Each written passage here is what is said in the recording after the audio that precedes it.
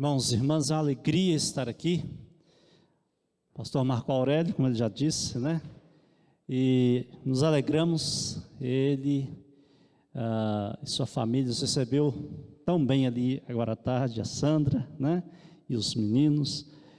E a alegria vê-los e saber que o Senhor está os abençoando. Também a alegria ver o Ayrton, a Isabela e ver o fruto aí, né? Dessa união. E quando o Ayrton esteve aí com ele, nós estivemos acompanhando lá, né? Podemos dar alguns puxões de orelha, brincadeira, né? Não precisa, né? O Ayrton sempre uma pessoa responsável e o tempo que passou lá foi uma alegria para formarmos aí essa amizade que tem perdurado, né? É uma alegria estar aqui conhecendo a igreja de Muniz Freire. Deus possa abençoar os irmãos, Deus possa fazer com que a obra do Senhor prospere aqui nessa igreja, nessa região. Conversando com o pastor Marco Aurélio, disse, olha, nós estamos orando por vocês. Nós temos o compromisso, então, dessa parceria de oração. Eu disse para ele, então, nós vamos aí. Vamos aí para dizer para os irmãos e incentivar e motivar ainda mais essas orações. Tá? Eu gostaria de chamar a minha família aqui para apresentar, né? Então, a Fábia, a minha esposa, a Fábia Capixaba, né, ali de Itaipava, a Esther, a primogênita, o Lucas, o maior, né, o do meio, e o Daniel, o caçula. E passo falando para tirar a máscara para o pessoal ver, né? E a Esther nasceu quando estávamos em Anchieta, o Lucas nasceu quando estávamos em Campinas, o Daniel quando estávamos em Iconha, mas lá em Portugal não tem chance, porque já não teremos mais filhos, né? Deus nos deu a família já completa. E orem também, porque a Esther, ela está fazendo psicologia no Mackenzie, e ela vai ficar no Brasil, não irá conosco. Então ore para que Deus abençoe a vida dela, para que Deus sustente a vida dela aqui, né? E o Lucas e o Daniel estarão indo conosco para fazer a obra ali, tá? Então, Deus abençoe vocês. Daqui a pouco a Fábia vai falar também. E nós queremos, primeiramente, passar um vídeo para que os irmãos possam ter uma ideia já resumida, ampla, do que é o projeto Boas Novas para Portugal. E aí, depois, então, nós vamos trazer a palavra que assim Deus colocou no nosso coração para essa noite. Então, nós vamos ver e ouvir um vídeo da família falando sobre o desafio de Portugal.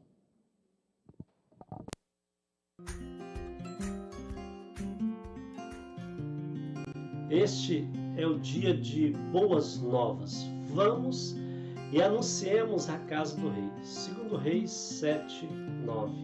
Eu sou o pastor Anderson, sou missionário da APMT junto com a minha família. Hoje eu pastoreio a igreja presbiteriana de Andorinhas, em Vitória, mas estamos indo para Portugal. Nós cumprimos todo o preparo da APMT, que é o CFM, o CTM, o estágio transcultural, a semana de orientação e também a visitação em Portugal. Nosso desejo era ir para Portugal em agosto desse ano, mas com tudo que está acontecendo, nós tivemos que dar uma pausa no nosso projeto. Nós estávamos visitando e falando do projeto nas igrejas, de forma que agora tivemos que reagendar. E estamos prevendo chegar em Portugal a partir de janeiro do próximo ano. E para isso eu preciso que você ore por nós e também que esteja abrindo a porta da sua igreja, da sua casa, para que possamos falar do projeto Boas Novas de Portugal. A missão é de Deus e Ele nos convida, a mim e a você, a participar dela. Por isso eu te convido, vamos juntos anunciar o Evangelho do Senhor em Portugal. Você sabia que Portugal é considerado um país cristão, porém apenas 0,4% da população é realmente de cristãos protestantes? E desses 0,4%, apenas 30% são de portugueses. Em 1900, a Europa contava com 45% de cristãos protestantes. Hoje, esse número caiu para menos de 2%. Cada alma tem um valor incalculável para Deus. E nós cremos que Deus pode fazer um novo avivamento na Europa. E nós, como família, queremos fazer parte disso e ser instrumento na mão de Deus. A missão é de Deus, mas temos o privilégio de fazermos parte dessa missão. O Senhor nos tem desafiado a pregarmos as boas novas do Evangelho lá em Portugal, porque apesar de ser considerado um povo cristão, quase nada conhece da palavra de Deus. E a partir de Portugal, o Senhor nos tem desafiado a irmos a outros povos, juntamente com outros missionários, a pregar o Evangelho na região norte da África e também nos povos Balcãs, através da minha profissão de prótese dentária. Deus já me levou a lugares incríveis, como o sertão nordestino muitas vezes, tribo de índio, quilombos, Peru e também a 2 países da África, como Guiné-Bissau e Senegal. E agora, através da minha profissão, nós, minha família, queremos também trabalhar não só em Portugal, mas também em outros povos, anunciando o Evangelho para que o nome do Senhor seja conhecido e adorado entre outros povos. Mas não podemos ir sozinhos. Precisamos de um exército junto conosco, porque Deus nos desafia como igreja, e a igreja do Senhor somos todos nós. Por isso, nós desafiamos você, como indivíduo, como família, como igreja e também como empresa, a ir conosco nesse projeto Boas Novas para Portugal, porque o Senhor abençoa e honra a todo aquele que investe para que haja expansão do seu reino. Deus te abençoe, meu irmão. Eu quero desafiar você a orar por eles, investir financeiramente e ir com todos nós para Portugal.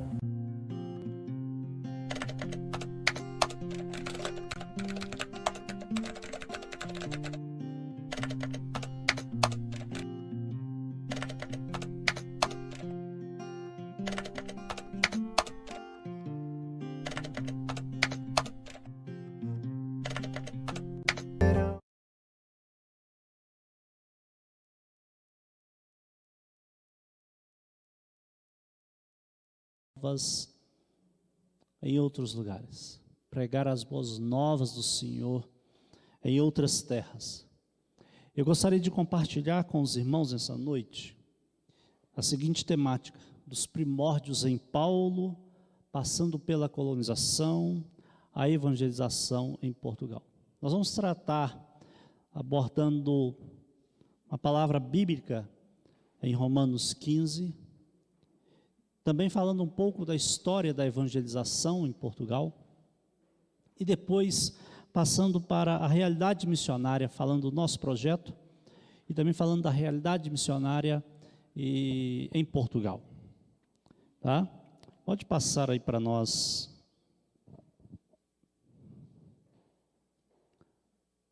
Isso. Quando você olha esse mapa, é um mapa do Império Romano, e se você observar toda essa parte mais avermelhada, ou essa tonalidade aí, né? Nós temos o Império Romano conhecido da época de Paulo, e há uma região aí hispana, ou a Península Ibérica, como conhecemos hoje, que Portugal e Espanha era uma coisa só. Não existia Portugal, era só a Península Ibérica ou Hispânica. E o desejo de Paulo era anunciar o Evangelho desse lugar distante, como se fosse os confins da terra ali, falando do contexto do Império Romano. Portanto, nós queremos ver aqui em Romanos capítulo 15, dos versículos 18 até o 29, um pouco sobre o objetivo de Paulo em falar para os irmãos. Eu vou ler o versículo 18, os irmãos lêem o 19, e assim vamos ler até o 29. Diz assim a palavra de Deus: porque não ousarei discorrer sobre coisa alguma, senão sobre aquelas que Cristo fez por meu intermédio, para conduzir os gentios à obediência, por palavra e por obras.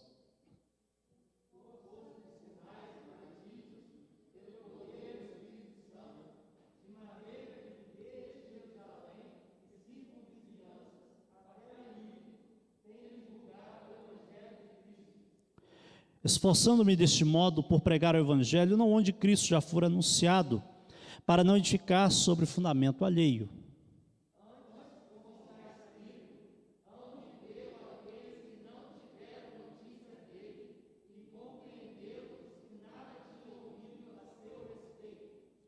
Essa foi a razão porque também muitas vezes me senti impedido de visitar-vos.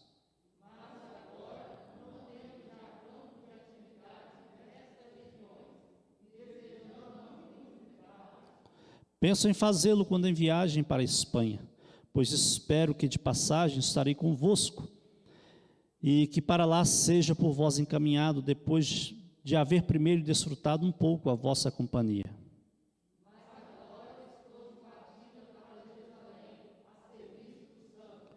Porque aprouve a Macedônia e a Caia levantar uma coleta em benefício dos pobres, dentre os santos que vivem em Jerusalém.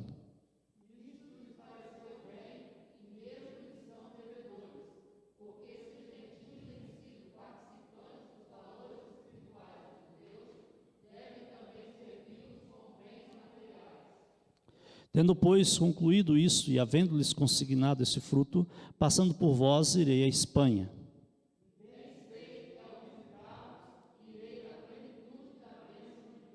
Amém.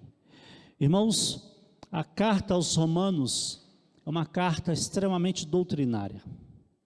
Paulo, ele vai demonstrar aqui toda uma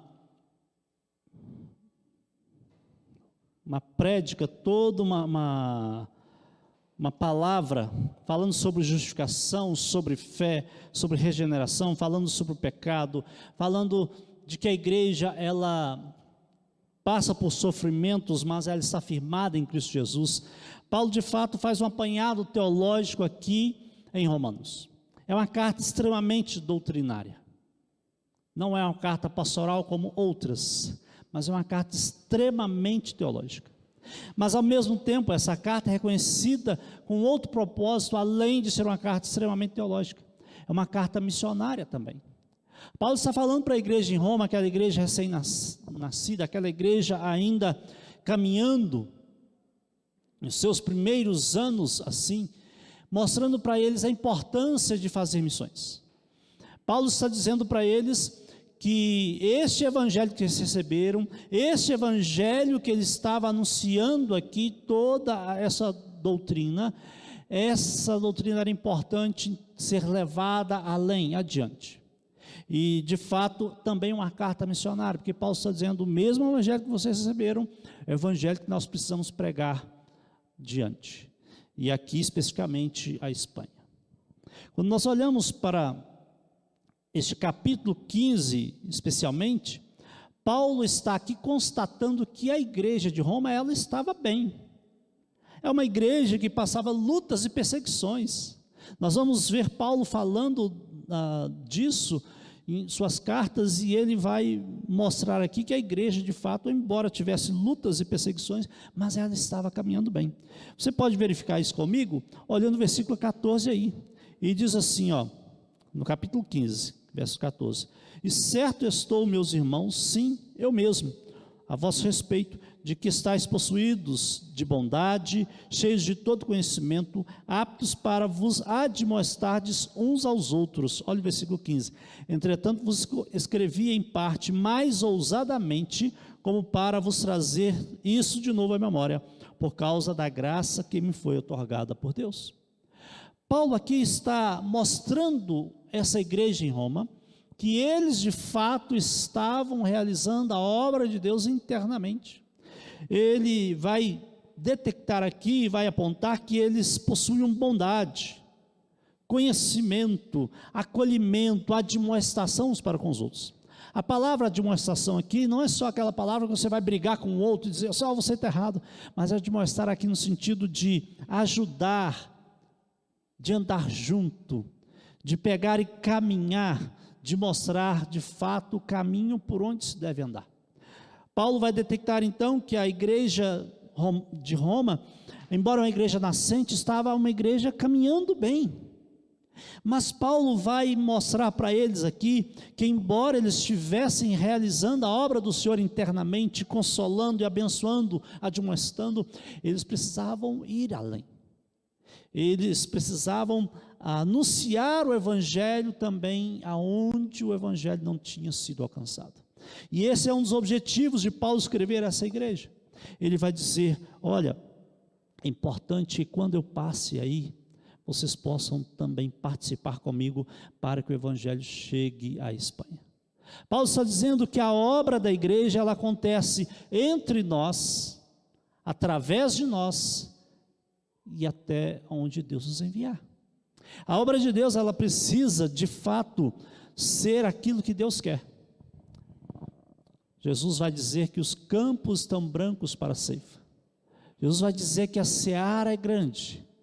Jesus vai dizer que, e de por todo mundo pregar o evangelho a toda criatura. A visão de Deus é que a igreja dele, ela possa realizar a obra do Senhor em todos os lugares. Quando nós pensamos na obra de Deus, a obra de Deus, ela pode ser feita aqui em Muniz Freire. A igreja fazendo a obra em Muniz Freire, ela está fazendo a obra de Deus. Se a igreja estiver fazendo aqui no presbitério, ela está fazendo a obra de Deus. Imagine que o presbitério resolva plantar uma igreja juntos e a igreja participa, ela está fazendo a obra de Deus. Imagine que ela participa na obra de Deus plantando uma igreja lá no Amazonas. Mas para que seja a obra integral de Deus, ela precisa ser aqui, ali, no Brasil e fora do Brasil. Como diz em Atos 1:8, é simultâneo, ao mesmo tempo. Não é como alguns pensam que depois que eu terminar aqui, eu vou fazer lá. Não, a obra de Deus, ela precisa acontecer em todo tempo. Paulo então vai dizer para essa igreja que de fato eles estavam fazendo a obra de Deus internamente, mas que eles precisavam também fazer a obra do Senhor em outros lugares. Aqui especificamente ele vai mencionar a Espanha. Como se Paulo estivesse chamando a responsabilidade da igreja de Roma, por ser a capital, de alcançar todo o Império Romano. E se chegasse à Espanha, eles estavam chegando ali aos limites daquele império, por um lado. De fato, Deus vai usar Paulo, vai usar os apóstolos, porque eles vão alcançar, além do Império Romano, outros lugares. Alguns apóstolos foram para a Índia, para a China, além do Império Romano, ao norte, na Alemanha, e outros povos também ao sul. Eles vão descer para outras regiões da África, alcançando assim o momento ali da igreja primitiva. É o momento mais explosivo, o momento de maior alcance da igreja na obra missionária, e os discípulos vão para lugares inimagináveis naquele momento, né? Quando nós lemos o texto lá de Mateus 24, que vai ser pregado o evangelho do reino a todo mundo e então virá o fim, alguns até imaginavam que já tinha sido cumprido isso, porque os apóstolos fizeram isso no mundo conhecido da época, tanto que eles fizeram e anunciaram o evangelho. Mas de fato o texto de Mateus 24 diz que é para todo mundo, não o mundo conhecido como a do Império Romano, mas todo mundo de fato. E é essa missão que Deus está nos chamando. Deus não nos chamou, irmãos, para converter as pessoas. Esse é um equívoco nosso. Nós imaginamos que quando nós pregamos o evangelho, nós precisamos converter as pessoas. Nós fomos chamados para anunciar o evangelho. E é isso que Paulo vai dizer agora para a igreja, quando ele diz que ele fazia a obra do Senhor, e ele fazia por intermédio do Espírito Santo, por intermédio de Cristo. Versículo 18 diz: olha, senão que Cristo fez por meu intermédio para conduzir os gentios à obediência, por palavra e por obras, por força de sinais e prodígios, pelo poder do Espírito Santo. Paulo aqui diz que a obra que nós fazemos, como o pastor já bem disse, não é nossa, é dele. É ele que está realizando a obra e ele nos chama. E gostei muito da sua colocação aqui, do pai com o filho. É muito própria. É de fato isso. Nós costumamos brincar no seminário que o livro de Atos deveria ser chamado Atos apesar dos apóstolos, né? Deus alcançaria muito mais rápido, faria tudo mais depressa, mas Deus quer nos envolver na obra que é dele, para que nós possamos sentir prazer na obra dele. Agrada-te do Senhor e Ele satisfará os desejos do seu coração. Há um grande risco de nós envolvermos demais com as nossas atividades, com a nossa família, com a nossa empresa e com tudo que temos, e esquecemos que Deus nos colocou nessa terra com o maior objetivo, que é ser instrumento dele para alcançar as pessoas. O maior objetivo de Deus é que nós possamos fazer o reino dele conhecido, para que assim a igreja possa cumprir o seu fim principal, que é glorificar o nome dele. Paulo então vai dizer que a obra que ele fazia era porque Jesus Cristo, por intermédio do Espírito Santo, fazia no coração dele, na vida dele. Nós realizamos a obra que é de Cristo. Essa não é a obra particular nossa, não é do pastor Marco Aurélio, não é da igreja de Muniz Freire, não é do projeto Boas Novas, da família Rocha Santos, do pastor Wanos, de qualquer um que seja. Essa é a obra de Cristo, e ele realizou essa obra em nós, e quer que nós possamos falar dessa obra a outras pessoas. E Paulo, assim como nós, só podemos fazer essa obra incumbidos, imbuídos e movimentados pelo Espírito Santo de Deus. Quando olhamos aqui, Paulo querendo ir para a Bitínia, e Deus ali em Trode vai e o indica ir para a Macedônia. É a obra de Deus. Quando eles estão realizando a obra, Deus vai fazendo através deles. Queridos, talvez você possa dizer assim: mas eu não tenho condições de falar igual o pastor, eu não tenho condições de falar igual aquele irmão. Mas Deus não te chamou para falar como pastor ou como o irmão que sabe falar muito bem. Deus te chamou para que você possa depender do Espírito Santo de Deus e anunciar o Evangelho. Nós precisamos estar dependentes do Espírito Santo de Deus para que Ele nos use, para que sejamos instrumento dEle. Mas como ser instrumento de Deus? Ele diz que é por palavras, por obras. Há uma frase que se diz muito, e que muitos apropriam dessa frase para usar uma desculpa. Diz assim: pregue o Evangelho, se necessário, viva o Evangelho, se necessário, use palavras. Tá? Então, essa frase, muitos, pregue o Evangelho, se necessário, use palavras. Essa é a frase. Muitos confundem essa frase dizendo assim: eu não preciso pregar, se eu viver o Evangelho na íntegra, o Evangelho já está sendo pregado. Mas olha o que diz o texto aqui: por palavra e por obras. Quando nós voltamos um pouco em Romanos 10, ele vai dizer assim: como ouvirão se não há quem pregue? E quando o pecador ouve a palavra de Deus, ele atende ao chamado. Nós estávamos um dia conversando isso em família, e aí o Lucas usou uma expressão muito interessante. Ele diz assim: pai, Jesus não era a essência do Evangelho? Sim. Jesus não viveu o Evangelho na íntegra? Sim. E ele não pregou o Evangelho? Se nós fôssemos olhar a respeito apenas de viver, Jesus não precisaria pregar o Evangelho. Mas se o próprio Cristo, que é a essência do Evangelho, ele pregou, quer dizer que nós também temos que pregar. A anunciação do Evangelho, ele se dá por obras, se dá por viver o Evangelho, mas também por anunciar o Evangelho, para que as pessoas possam ouvir. Como ouvirão se não há quem pregue? As minhas ovelhas ouvem a minha voz e elas me seguem. Quando nós anunciamos o Evangelho do Senhor Jesus, a palavra diz que a palavra de Deus não volta vazia. Ela vai cumprir-se de duas maneiras: para salvar os eleitos, ou para de fato decretar a perdição dos não eleitos. E é isso que vai acontecer, mas nós precisamos anunciar. Sempre que eu estou evangelizando, eu digo assim: Senhor, me leva aos eleitos para que eles possam ouvir. Leva para que eles possam de fato entender a mensagem do Evangelho. Portanto, Nós temos que fazer a obra do Senhor, anunciando por palavras e por obras, pela força do Espírito Santo que é em nós. Mas, queridos, essa anunciação, que é a missão da igreja, ela não é fácil. Além de nós dependermos do Espírito Santo, nós temos que empenhar nosso esforço. Ele vai dizer aí, esforçando por pregar o Evangelho. Você acha que foi fácil Paulo sair de um lugar para outro e navegar, ora, pegar a equipe que estava com ele e ir andando, atravessando por terra? Havia um planejamento, havia aqui necessidade de ofertas, havia necessidade de entender o ambiente onde ele estava chegando.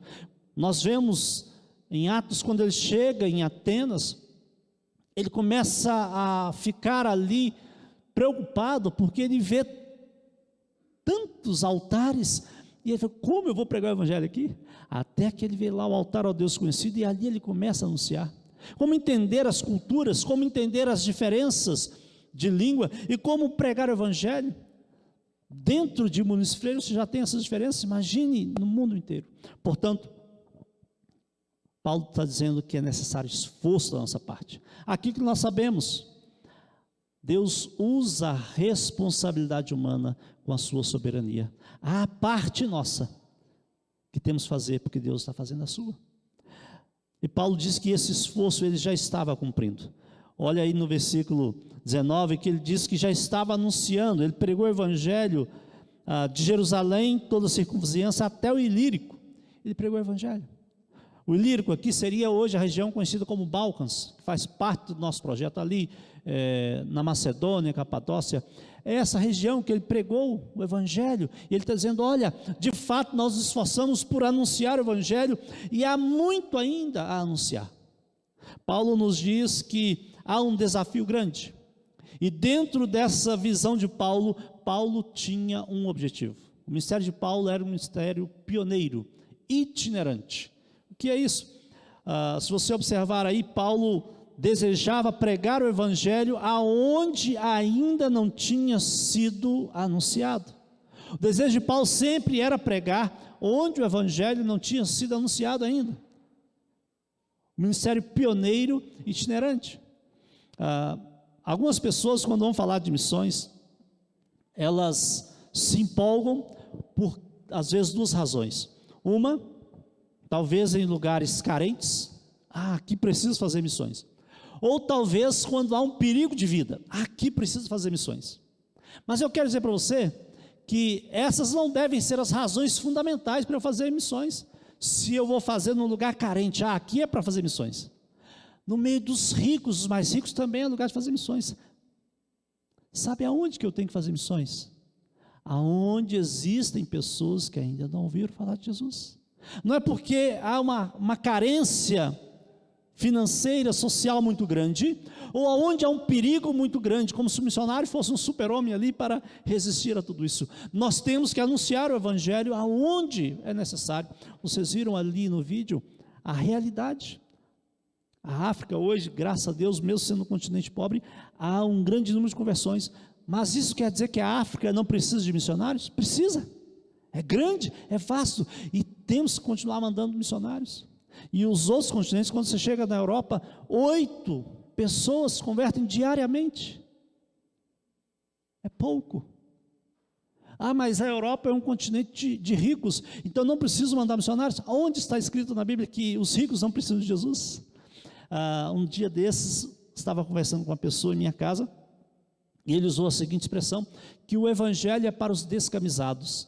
E eu perguntei para ele, meu irmão, onde está isso na Bíblia? O Evangelho é para todo homem que ainda não tem Jesus. O Evangelho não é para os descamisados, porque senão, muitos de nós aqui que não somos descamisados, não seríamos alcançados pelo Evangelho. O Evangelho é para o pobre e o mais pobre lá na África, para o mais rico lá, para o pobre lá na Europa, ou o mais rico no Brasil, para todos. O Evangelho é para alcançar o homem que ainda não conhece a Cristo. Nós não cremos na teologia da libertação e muito menos na missão integral, que visam essa questão da questão social para a redenção do homem. Nós cremos no Evangelho que resgata todo homem, sendo ele o mais rico ou o mais pobre. sendo ele influente ou não, sendo estudado ou não. O homem que não tem Jesus, ele precisa conhecer. Portanto, Paulo vai dizer que o objetivo dele era pregar o evangelho onde não tinha sido anunciado ainda. E eu faço a pergunta a você: o que é o evangelho? O evangelho, como diz Paulo, é o poder de Deus. Mas como nós definimos o evangelho? Está lá no credo apostólico. O evangelho é o Deus que desceu do céu, que viveu entre nós, sofreu, morreu, ressuscitou, desceu ao Hades, subiu aos céus, está preparando um lugar e voltará para buscar a sua igreja. Isso é o evangelho. Pregue esse evangelho. Quando a pessoa diz assim: olha, o evangelho mudou minha vida, antes eu era assim, agora eu sou assim. Quando ele começa a falar: olha, agora eu sou assim, assim, assim, isso não é o evangelho. São os efeitos do evangelho. Eu posso falar sobre isso? Posso, mas eu não posso deixar de falar do evangelho, porque se eu falar só o efeito do evangelho, não pregar o evangelho, eu não estou anunciando o evangelho. Eu não posso deixar de falar da obra de Cristo e falar apenas do que Cristo fez na minha vida. Eu posso falar do que Cristo fez na minha vida, mas eu tenho que falar da obra que Ele fez na cruz, porque é essa que salva, é esse evangelho que transforma, esse evangelho que redime, esse evangelho que move todas as coisas, move o coração do pecador, estremece o inferno. É esse evangelho que muda de fato, porque é a obra de Cristo que é salvífica, a obra de Cristo que é a nossa segurança. O evangelho, no aspecto da redenção, já foi cumprido, Cristo já cumpriu sua obra, mas a plenitude do evangelho ainda está para se cumprir. O evangelho ainda não se cumpriu na sua totalidade. Por quê? Qual é a plenitude do evangelho? Quando Cristo vier buscar a sua igreja. No aspecto redentivo já foi cumprido, mas no aspecto da plenitude da igreja viver com Cristo, ele será realizado quando a igreja terminar a sua tarefa, os anjos, os ceifeiros de Deus, reunir os escolhidos, e assim formos morar com Cristo. Portanto, queridos, o evangelho de fato transforma, muda. E Paulo vai chamar essa igreja, ele vai dizer para a igreja de Roma: olha, eu estou trazendo ofertas dos irmãos da Macedônia e da Acaia, diz o versículo 26, que levantaram ofertas para os judeus pobres lá de Jerusalém. E ele usa algo aqui muito interessante, ele vai dizer assim: olha, eles fizeram essas coletas porque eles estão agradecidos por causa dos benefícios espirituais dos judeus. E eles estão assim retribuindo, agradecendo com seus bens materiais. A expressão diz assim, aqui é assim: porque se os gentios têm sido participantes dos valores espirituais judeus, devem também servi-los com bens materiais. Esses gregos, eles não estavam comprando a salvação, eles estavam agradecendo. Nós não temos como comprar a salvação, nós não temos como comprar isso, os benefícios de Deus, mas eles estavam sendo agradecidos, eles estavam louvando a Deus por aquilo que eles conheceram, que foi o bem espiritual que Deus realizou na vida deles, que veio dos judeus, e eles estavam agradecidos assim. O pastor estava mencionando de pessoas internadas, né, a respeito do Covid, e não sei se você sabe, mas, por exemplo, um dia na UTI pode variar de R$5.000 até R$20.000, ou talvez mais, dependendo do tratamento e como é o tratamento lá para cada enfermo. O cunhado da Fábio, meu concunhado, ele ficou 5 meses na UTI. Aí você imagina, 5 meses, quantos dias, né? Quanto custaria para esses 5 meses na UTI? Imagina agora a sua idade, se você tivesse que pagar por dia, esse valor mínimo aí que é R$5.000, por cada dia da sua existência até hoje. Irmãos, nós não temos como pagar, tem? E aí você transporta isso agora para a eternidade. Quanto teríamos que pagar para viver a eternidade? É impagável o benefício do evangelho, é impagável a transformação do evangelho. Então nós só podemos agradecer a Deus. Não comprar e não dizer assim, eu estou recompensando. Estamos sendo gratos e dizendo, Senhor, muito obrigado. Dessa forma eu quero convidá-los a que preguem o Evangelho, a que invistam para que a pregação do Evangelho possa alcançar todos os povos, para que nós possamos cumprir a tarefa. Como diz em Mateus 24, será pregado o Evangelho do Reino, então virá o fim. Se nós não participarmos na pregação do Evangelho como um todo, local e até os confins da terra, é como se nós estivéssemos indo contra ou não participando da obra ativa do Senhor para que Ele voltasse. É como se nós disséssemos assim, Senhor, não volte agora. Nós precisamos participar dessa obra que é do Senhor. Portanto, queridos, que Deus os abençoe, que Deus faça a obra dele prosperar aqui e que possamos de fato participar disso que Deus nos chama através de Paulo aqui. Esse é o chamado bíblico que Paulo fala para a igreja de Roma e fala para a igreja aqui.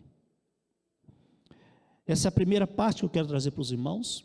E agora a segunda parte é um pouco desse fato histórico a respeito de Portugal. Ele fala desse desejo aqui, mas o que aconteceu? Será que Paulo chegou lá na Espanha? Não. Próximo slide aí, já está aí. Não foi Paulo quem pregou o Evangelho lá. Por volta do 1º ou do 2º século, o Evangelho chegou em Roma, na Espanha. Nós não temos ao certo o nome de quem chegou lá. Procurando dados, a gente não encontra na história especificamente. Mas é certo que o Evangelho chegou. Foi alguém ali daquela comunidade dos discípulos, alguém ali da igreja primitiva que vai chegar ali e vai anunciar o Evangelho. Mas assim como em toda a Europa, o Evangelho se perdeu. Constantino vai deixar que todos venham para dentro da igreja, depois vai virar aquela bagunça e o Evangelho vai se perder em Portugal também. E aí a Europa começa a passar pelo avivamento, começa a passar pela reforma, e em alguns países a reforma vai atuar de forma efetiva, mas infelizmente a reforma não chega naquele mesmo momento, ela vai chegar tardiamente em Portugal, e mesmo assim ela vai chegar de forma muito insípida, e ela não vai operar ali de forma muito contundente. De forma que Portugal, ele é contra a reforma, as suas colônias também, incluindo o Brasil. De forma que no Brasil não podia se pregar o Evangelho verdadeiro. Mas, olhando para o contexto da colonização, nós vemos aí que houve tentativas. Os calvinistas, lá em 1557, lá no Rio de Janeiro, tentando, ali houve o Villegagnon, vai usar de expedientes, ele chama, depois ele vai contra os calvinistas, que ele chamou. Depois, em 1624, 1630, os holandeses no Nordeste são expulsos, Mas há um fato interessante em 1810. Deus vai usando as coisas e às vezes nós nem imaginamos. Portugal e Espanha tinham um livre comércio entre eles. Então, Portugal tinha comércio com a Inglaterra e vice-versa. Só que o que acontecia? Nas colônias inglesas, podia-se praticar a religião portuguesa. Mas nas colônias portuguesas não se podia praticar a religião dos ingleses. E aí, nesse tratado de livre comércio de 1810, os ingleses vão dizer assim, tem uma coisa que nós vamos acrescentar aqui. Nas colônias portuguesas, vocês precisam liberar que os ingleses possam praticar a sua religião. Porque os ingleses ficavam alguns dias, ou ficavam meses, ou moravam lá, e não podiam, era proibido praticar a religião deles. E aí, então, vai ter esse artigo lá que eles vão permitir. Só que os portugueses vão colocar uma observação. Não pode ter torre, não pode ter sino, não pode ter cruz, e não pode ter o nome igreja. Por isso que as nossas igrejas, a maioria delas, não tem torre. Essa aqui é uma exceção. Não tem cruz, não tem sino. Quando nós olhamos para as igrejas que têm sino, a gente não acha que é coisa de protestante. O Ayrton esteve conosco lá em Iconha, e nós colocamos uma cruz na fachada da igreja. E os evangélicos da cidade nos questionaram por que estávamos colocando a cruz, porque eles não conheciam isso. Tivemos que explicar para eles que a cruz não é de qualquer religião, a cruz é do cristianismo.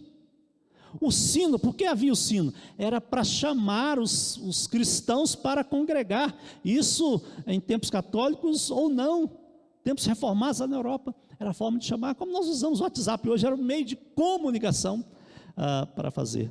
Portanto, com essas observações, o que vai acontecer nas colônias portuguesas vai começar a ter uma liberdade. Pelo menos de forma oficial, mas ainda assim uma perseguição. Mas em Portugal, quem vai chegar lá primeiro, em 1830, é o Dr. Robert Calley, que vai evangelizar lá. Eu não sei se vai sair o som e o vídeo aí, tenta para nós aí. Só apertar. Olha o som. 12 de outubro de 1838, chega à Madeira o cirurgião, farmacêutico e missionário escocês Robert Reid Calley, à procura de melhor clima para a saúde frágil da esposa. A estadia, prevista para poucos meses, transformou-se em 8 anos que mudaram a vida do missionário. Ajudou no combate à pobreza, alcoolismo, iliteracia e promiscuidade. Em 1840, promoveu a construção de um hospital gratuito com 12 camas destinado à população mais pobre da Madeira. Em maio de 1841, a Câmara Municipal de Funchal aprovou um voto de louvor ao bom doutor inglês. Também a luta contra o analfabetismo teve sucesso, com aulas diurnas para crianças e noturnas para adultos, envolvendo 800 alunos em 17 escolas. No entanto, o facto de ser protestante, uma prática ainda não aceita em Portugal, levou a que fosse perseguido. O casal foi obrigado a regressar à Grã-Bretanha em 1846. Dr. Robert Calley, ele plantou a igreja congregacional lá no Rio, né? Mas quando ele estava em Portugal, ele foi da Grã-Bretanha para lá, para Portugal, por causa da saúde da esposa. Ele começa a pregar. Ele era presbiteriano e havia uma proximidade muito grande, né, do pastor presbiteriano, congregacional, ali naquele contexto. E quando ele começa a pregar, vocês percebem aqui que a Câmara de Funchal dá para ele ali um reconhecimento ao hospital, a questão social que ele fez, a doença icterícia e a promiscuidade. Ele vai trabalhar isso, ele vai ter um êxito. Há alguns relatos que dizem que nas algumas reuniões juntavam-se 4.000 a 5.000 pessoas no lugar ermo, num alto onde estava a base dele, para ouvir do Evangelho. Mas mesmo com tudo isso, por ser protestante, ele foi perseguido, mesmo já sendo permitido. E aí poderíamos pensar, né, depois que ele sai de lá, que nada aconteceu, mas Deus tem os seus propósitos. Ele teve que sair de lá e os crentes que estavam na Ilha da Madeira também foram dispersos. Alguns foram para o Havaí, outros para outras ilhas, ali naquele complexo, para outros lugares, e especialmente uma turma maior foi para os Estados Unidos, Chicago e Boston. E a partir dessas duas igrejas e outras igrejas americanas, eles começaram a plantação da igreja em Portugal. Próxima imagem diz aí que os americanos então investiram na evangelização lá. Essa é uma das igrejas lá, é uma das únicas igrejas assim, com cara de igreja mesmo lá em Portugal, evangélicas. Mas o que aconteceu com essa igreja? Igreja Evangélica Presbiteriana Portuguesa, plantada por americanos. Ela tornou-se uma igreja liberal, da mesma forma que a dos Estados Unidos. E dessa igreja, IEPP, Igreja Evangélica Presbiteriana Portuguesa, saiu a Igreja Cristã Presbiteriana Portuguesa, a ICPP. Essa igreja hoje tem vínculos com a IPB, vínculo com a APMT, e é para essa igreja que nós estamos indo. Essa igreja ICPP, ela é uma igreja pequena, para 15 milhões de pessoas, né? 11 milhões de portugueses, mais ou menos, 5 milhões de estrangeiros, 15 a 16 milhões de pessoas ao todo. Você tem apenas 5 igrejas, 5 congregações e 2 pontos de pregação, mais ou menos, para todo Portugal. Há um desafio muito grande, e é sobre isso que nós queremos falar agora, depois desse contexto histórico bem rápido, né? Mesmo que Paulo tivesse o desejo, mesmo que tudo isso acontecesse, o desafio ainda continua de alcançar Portugal, no caso, como Paulo diz, a Espanha. E eu gostaria de falar para os irmãos então sobre o projeto Boas Novas para Portugal, né? Então aí vem a nossa família, pode passar aí, a nossa família Rocha Santos, que nós recebemos o desafio para ir para Portugal. Eu sou nascido em Minas, né? Na pequena cidade de Dom Cavate. A Fábia é nascida em Itaipava. Nos conhecemos no IBEL.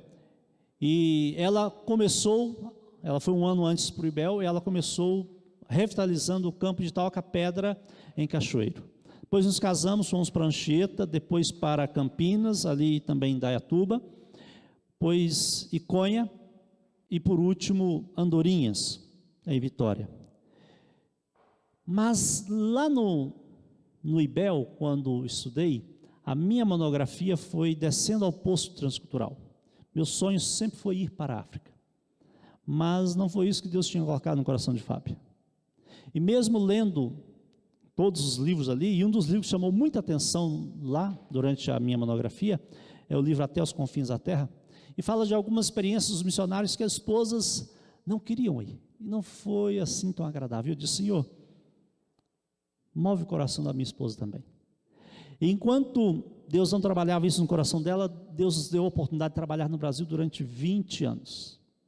E nós tomamos uma decisão: nós vamos plantar igrejas no Brasil. E foi isso que nós fizemos, nesse tempo que Deus nos permitiu. Mas aconteceu algo. E aí a Fábia fala sobre esse momento que aconteceu e por que estamos aqui.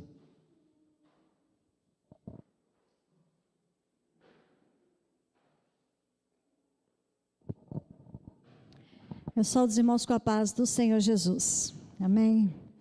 Então, irmãos, de fato, meu marido, quando saiu do IBEL, ele falava muito na África. E poço transcultural, né, como é a monografia dele, remete a outros povos. E os filhos foram nascendo, né? E como toda boa mãe, a gente quer proteger os filhos. E quando ele falava na África, a gente ficava até arrepiado. Eu falava assim: olha, eu vou para qualquer lugar com você no Brasil, até para o meio dos índios, mas fora do Brasil, não. Então, assim, e isso foi durante os anos, né? Foram se passando os anos, e eu firme nesse propósito que eu não sairia do Brasil. Até que em janeiro de 2018, Deus me deu uma experiência de ir à África, em Guiné-Bissau e Senegal, para podermos trabalhar junto com uma equipe da saúde lá, uma equipe de profissionais do Brasil inteiro. E eu fui trabalhando na minha área de prótese dentária. E lá eu fui com aquela visão assim, debaixo de muita oração. Foram 40 dias de jejum para a gente fazer essa viagem. E eu fui orando, falei: Senhor, se o Senhor tem um chamado para a minha família, aqui na África, eu estando lá, eu orava dessa forma, que o Senhor me mostre. E Deus não me mostrou. E eu saí feliz da vida, tive muitas experiências. Aí foram um trabalho de criança, EBF de criança, foto do meio. A foto de lá foi com uma feiticeira no Senegal, em uma das tribos lá. Eu tive experiências também com feiticeiras, além daquela dali. A outra foto é um chefe islâmico, porque quando a gente coloca a prótese na boca de uma pessoa, a gente adapta ela, e Deus já me levou para muitos lugares mesmo, para trabalhar com prótese dentária. Eu brinco que Iconha foi um lugar que eu ganhei dinheiro com prótese. Depois que eu fui para Vitória, Deus fechou todas as portas para eu ganhar dinheiro em Vitória. Deus me manteve com uma dentista para eu fazer projetos sociais. Então, eu fiz muito mais prótese de graça do que recebendo. E aí, quando a gente adapta a prótese na boca de um paciente, a gente depara ele na frente da gente ali com uma oportunidade de pregar o Evangelho. E a gente expõe o Evangelho, e ali muitos realmente conhecem Jesus. E eles nem sabem o nome da gente, porque esse não é o nosso interesse. A gente quer que ele saia dali sabendo que Deus o abençoou. Esse é o nosso propósito. E aí, quando a gente adaptou na boca desse chefe islâmico da tribo de Tiofior, no norte do Senegal, ele juntou as mãos assim, ele ficou tão satisfeito, porque quando eles olham no espelho, eles têm um impacto muito grande. Ele juntou as mãos, fez assim e falou: Deus vos bene em nome de Jesus. Eu ouvi, eu levei um susto com aquilo, perguntei a outra missionária: você escutou o que eu escutei? Ela falou: escutei. Aí eu pedi para esse chefe islâmico escrever na minha agenda, ele escreveu, eu tenho isso escrito: Deus vos bene em nome de Jesus. Jamais um islâmico, principalmente chefe islâmico, falaria uma frase: Deus te abençoe em nome de Jesus, porque eles odeiam os cristãos, eles odeiam quem fala de Jesus, mas naquele momento a gente viu que o Espírito Santo já começou a quebrantar aquele homem. Então é isso que Deus faz. Mas Deus não tocou no meu coração para ir para a África. E eu fiquei feliz da vida. Voltei e passei 3 dias, quase 3 dias em Portugal. E lá em Portugal, o missionário que nos recebeu, ele começou a expor para nós 6 missionárias hospedadas na casa dele, quem era o povo português. E aí, aquele povo, né, muito religioso, mas um povo que não conhece a Bíblia, não conhece. A gente teve experiências lá de perguntar a novos convertidos, e eles dizer, não, a gente não lia a Bíblia, a gente não lê a Bíblia. E aquilo começou a mexer comigo, né, no meu secreto, isso em janeiro de 2018, um ano quando a gente estava em Vitória, um ano estava completando. Mas o que virou mesmo a minha vida foi no dia de quinta-feira à noite, teve um culto na Igreja Presbiteriana da Luz, na região de Lisboa. E a última oração daquele culto foi feita por uma idosa portuguesa chamada Piedade, Irmã Piedade. E aquela irmã fez uma oração longa, que para mim foi o clamor macedônico. E a parte que mexeu com a minha vida, ela dizia assim, Senhor, eu sei que os africanos precisam do Senhor, mas o meu povo está morrendo e não te conhece. Ó Senhor, levanta pessoas para vir para cá falar do teu amor para o meu povo. Essa oração botou minha vida de cabeça para baixo, irmãos. Dali começou o meu choro, foram 3 meses de muito choro. Eu falei para ele, ele ficou meio assim, sabe quando a pessoa fica com cara de paisagem? Portugal? Ele sempre sonhou com a África, e eu chego falando de Portugal, e aí foi o momento de Deus trabalhar na vida dele, sobre a questão de irmos para Portugal, e Deus foi confirmando de forma muito clara para nós plantarmos uma igreja lá. E o interessante é que o nosso projeto, ele pincelou rapidamente, mas o nosso projeto, além de plantar uma igreja em Portugal, e a gente tem o propósito de plantar uma igreja entre portugueses, porque mais de 600 igrejas se fecharam em poucos anos, porque na volta, no regresso de muitos imigrantes, inclusive brasileiros, as igrejas foram fechadas porque não tinha liderança portuguesa. Os líderes eram de outras nações. Então, as igrejas foram fechadas, mais de 600 igrejas, irmãos. E aí, Deus colocou no nosso coração de plantarmos uma igreja e trabalharmos com portugueses, ganharmos portugueses para Jesus e trabalharmos nos povos balcãs, que é na região da Macedônia. E é na região da Albânia, e lá existe um projeto acontecendo com um missionário da APMT, que tem uma Scania com 5 consultórios odontológicos, e opera com voluntários. E ele tem um laboratório de prótese, e não tem quem opera. E ele falou, irmã, venha nos ajudar, nós precisamos de protete, porque aqui ele usa a expressão assim, aqui há um mar de desdentado, diferente do nosso Brasil, onde mesmo que sendo caro, qualquer pessoa lá precisou, e dente, a gente tem problema de dente, a gente perde dente mesmo, a gente vai lá no dentista, a gente faz o tratamento, a gente parcela, a gente paga, a gente consegue. Mas lá o povo não consegue. É onde passou o comunismo, na região da Europa Oriental. E ele falou para nós que existe na Europa Oriental, onde estão os Balcãs, países muito mais pobres do que países da África. E onde é um contexto islâmico muito desafiador, e ele está entrando em campos de refugiados, tanto nos Balcãs, como tem um convite para entrar no Iraque com mais de 80 mil refugiados. E ele nos quer juntos com ele, eu e meu esposo, que ele falou assim, não venha sozinha. Por quê? Porque o islâmico, ele pode ter 4 esposas, no Senegal até 8 esposas. Mas no normal ele pode ter 4 esposas. E as mulheres brasileiras, em geral, são muito simpáticas. Nosso povo é um povo simpático. Então, eles só respeitam a mulher brasileira se ela tiver com o marido do lado. Então, ele já avisou, você não pode vir sozinha. Você tem que trazer o seu marido. Então, o que eu vou fazer? Eu vou treinar meu marido para fazer prótese também.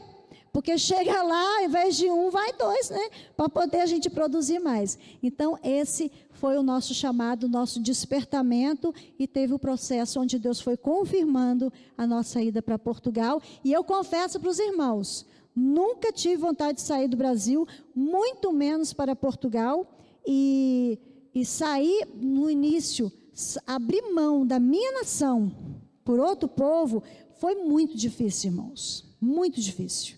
Às vezes tem gente que pensa assim, mas vai para a Europa, vai para poder passear. Irmãos, nunca, jamais eu abriria a mão do Brasil para fazer algo semelhante assim. O desafio está diante de nós e o desafio não é nosso. O desafio é da igreja do Senhor. O Senhor nos jogou na linha de frente com nossos filhos e nós vamos. Chorando, porque eu tenho pai, mãe, irmãos, e sou muito apegada a ele também. Nós estamos abrindo mão da nossa convivência, da nossa vida estável aqui. Mas nós não podemos ir sozinhos. Essa obra é de todos nós. Irmãos, e para chegar, à conclusão e do que Deus estava fazendo, Deus falou o coração dela, Deus estava falando ao meu coração. Se você me perguntasse assim, qual país você não quer ir? Imagina qual país eu diria para você. Portugal. Deus não faz aquilo que queremos, Deus faz o que Ele quer. Portanto, se você falar assim, Deus, eu não quero fazer isso, cuidado que Ele vai mandar você fazer. Não foi isso que Ele falou com Jonas? Deus não faz aquilo que queremos, porque Deus faz o que Ele quer, Ele é soberano. E eu tive que começar a orar. Fizemos o Perspectivas lá na primeira de Vitória, começamos a conversar com algumas pessoas, sentamos com o reverendo Hernandes, quer dizer, talvez o reverendo Hernandes ia falar outra coisa, e ele disse assim para nós, Deus está nesse negócio, e colocou mais direcionamento de Deus. Aí chegou o momento de conversar com o conselho, maio de 2018, cheguei para conversar com o conselho, irmãos, está acontecendo isso. Nós poderíamos ficar em Iconha, o Ayrton conheceu lá, estávamos bem, poderíamos ficar em Vitória, e nessa reunião do conselho, a graça de Deus se manifestou lá, em maio de 2018, o conselho chorando, e nós também, e o vice-presidente do conselho chorando, e nós também dissemos, pastor, nós estamos preparando a eleição, mas diante do que o senhor está dizendo, nós temos que participar, e essa igreja participou comigo, só para os irmãos terem ideia, em 2019 eu fiquei 130 dias fora da igreja, e o conselho ali, mantendo como titular da igreja e me permitindo fazer tudo que era necessário. E para fazer o preparo da PMT não é fácil, vocês viram aí, né? Quero mostrar para vocês algumas fotos, volta só um pouquinho aí, ao slide anterior.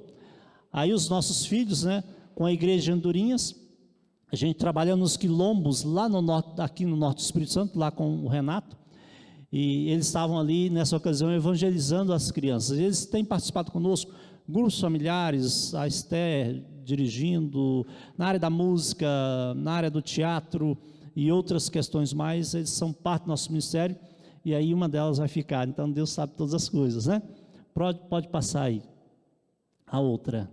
Aí o trabalho que a Fábia fez no sertão nordestino, entre os índios também lá na Bahia, pode passar.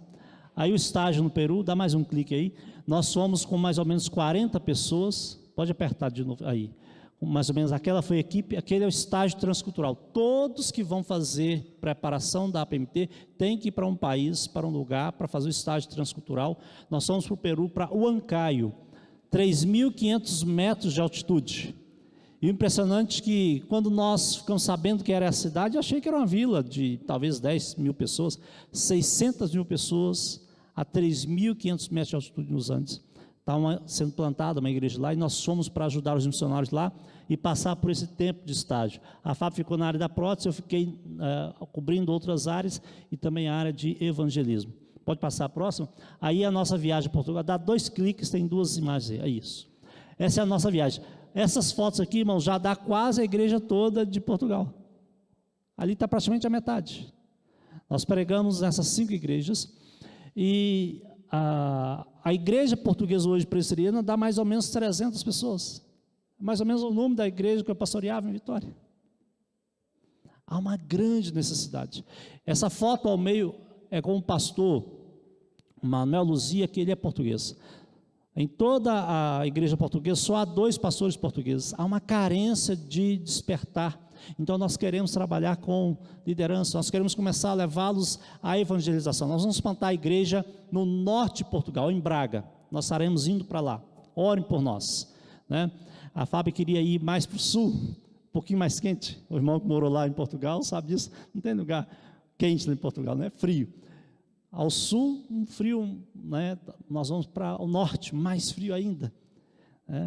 E a cidade de Braga é uma cidade religiosamente muito forte, e eu creio que Deus quer nos usar nesse lugar, né? E essa igreja precisa de liderança. As igrejas lá têm 20, 30 pessoas, se ela tiver 40 pessoas, 60 pessoas, é uma igreja grande.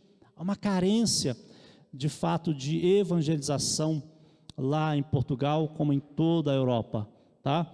Então, ore por nós, para que Deus nos leve a bom termo lá. Pode passar a próxima aí? A realidade da Europa, vocês já viram no vídeo aí, a Europa, ela tinha 45% de cristãos protestantes em 1900. Hoje a Europa ocidental tem menos de 2%. A Europa oriental, menos de 1%. Você já imaginou lugares como a Alemanha, Inglaterra, os cristãos serem perseguidos? Há lugares na Inglaterra que você não pode falar que é cristão, você é perseguido. Você já imaginou que a Alemanha hoje precisa de missionários? Portanto, essa é a realidade. A Europa enviou mais de 30 mil missionários e hoje precisa de missionários. O próximo slide aí, já o que vocês viram sobre a questão das conversões, né?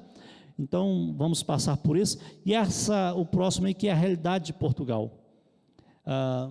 Esse número aí, 0,4%, é a estatística da Aliança Evangélica Portuguesa. A última estatística que eles fizeram. Eles estão fazendo uma nova estatística. Provavelmente esse número aí pode variar para mais ou para menos. Número de cristãos, 0,4%. Talvez você vai lá na internet, lá no Google, e você vai colocar cristãos lá em Portugal, evangélicos. Vai dar um número maior, mas aí lá nesse número que o Google apresenta, tem Testemunho de Jeová e outras religiões que de fato elas não são genuinamente cristãos protestantes. Esse é o número aproximado, aí, né? Eles vão atualizar agora, assim que atualizar, nós vamos atualizar aqui também. Então, ore por nós para que nós possamos alcançar. E o povo português, como é? É um povo muito direto. A irmã estava até falando ali, né? Um povo italiano, né? É um povo muito direto. Eles não dão volta.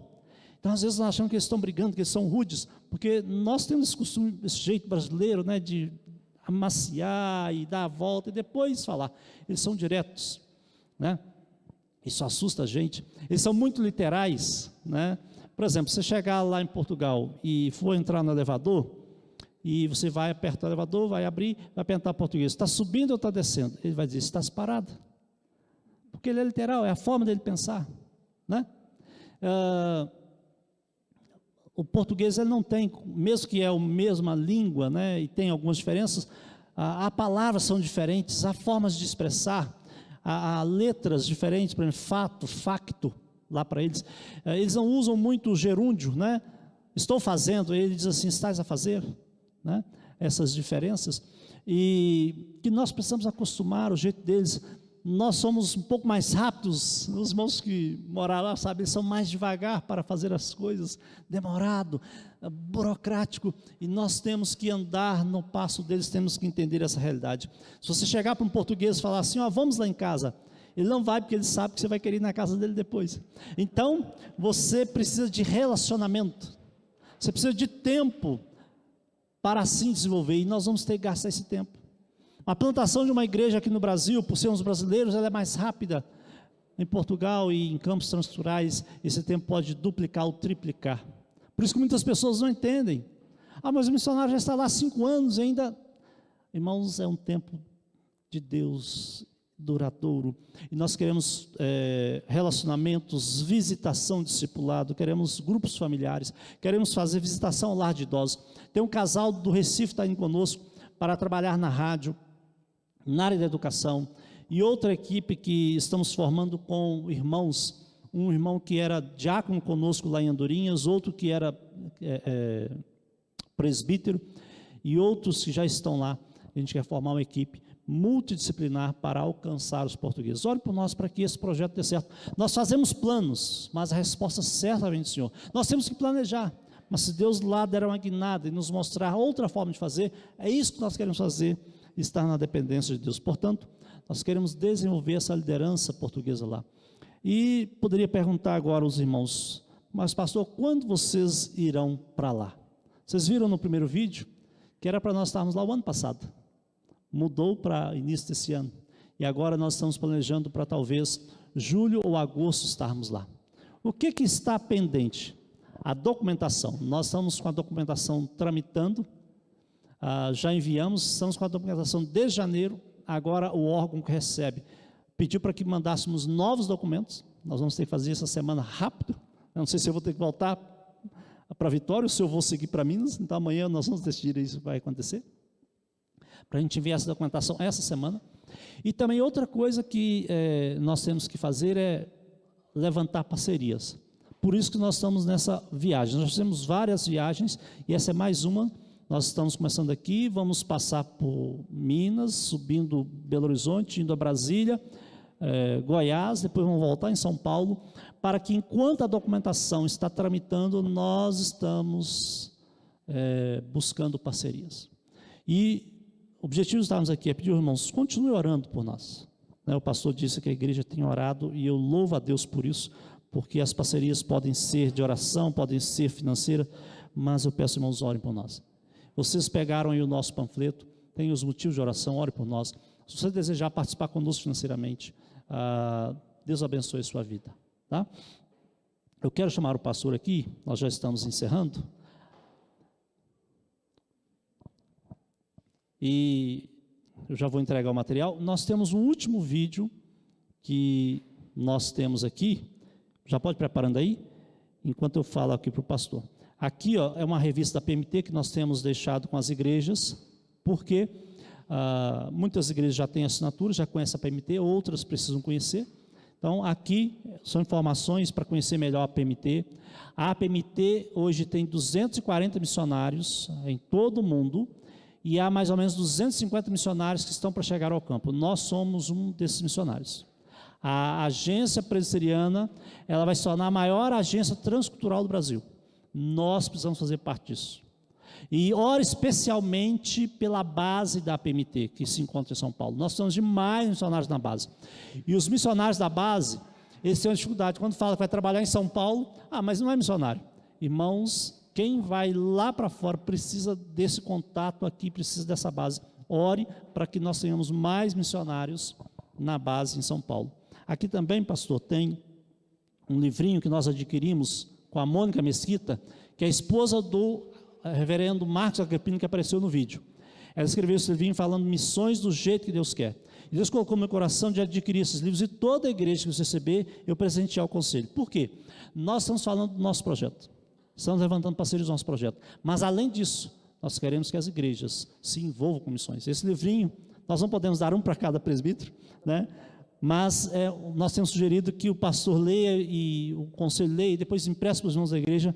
É uma forma de fomentar missões na igreja. E aqui também a nossa bandeira, que é o símbolo do nosso projeto. Tem a foto aqui da família e aqui missões, nós fazemos parte desse projeto. Tem a mão aqui de cada um da família, tá? Até esse furinho torto aqui foi eu que fiz, viu? Então, para que vocês olhem para essa bandeira, orem por nós e orem por Portugal. Tá? Essa bandeira para a igreja, tá bom? Nós vamos ver e ouvir o vídeo de uma irmã portuguesa, irmã Adelina, e fazendo um desafio a você. Depois desse vídeo, o pastor já está com a palavra.